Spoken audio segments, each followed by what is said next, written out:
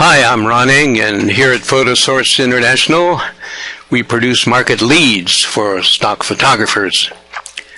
This gives us the opportunity to observe what works and what doesn't work for independent stock photographers.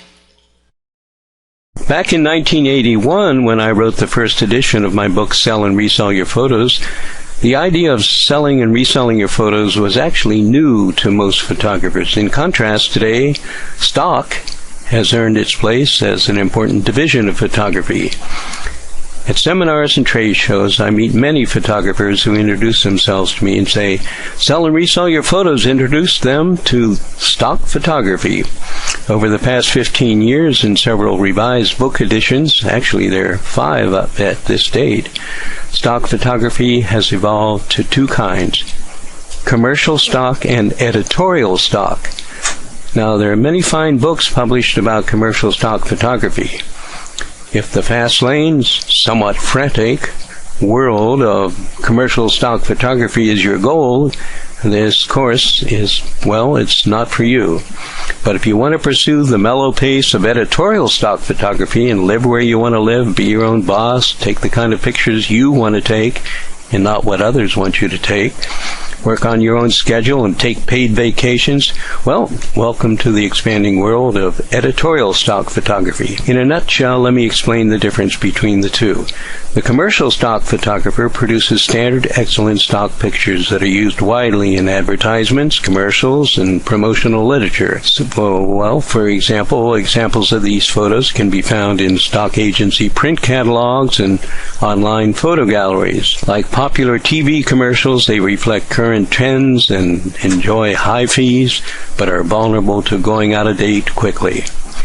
Now, the editorial stock photographer produces content-specific stock photos that are used in books, magazines, and electronic media.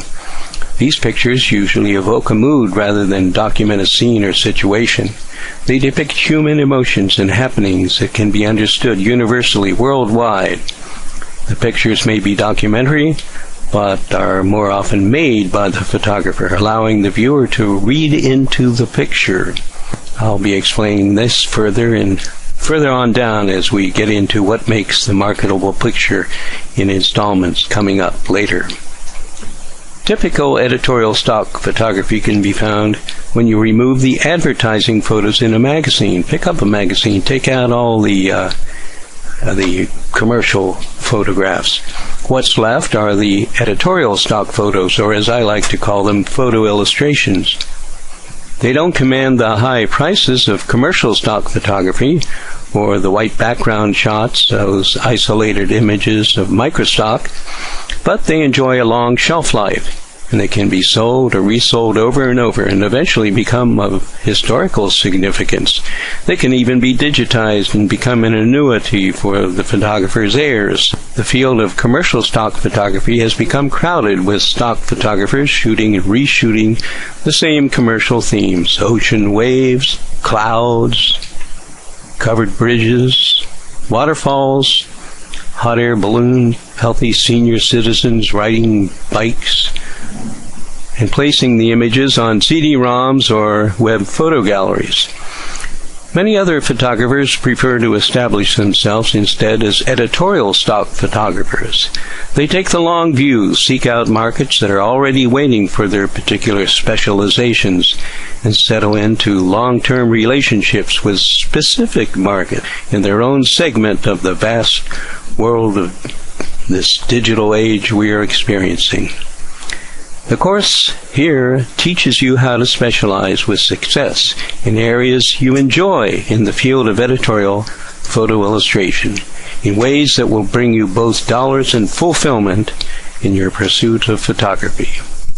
Well, okay, now there's a lesson on what a marketable photo is, and it comes from a photographer, me, who has been coaching this industry for more than 30 years.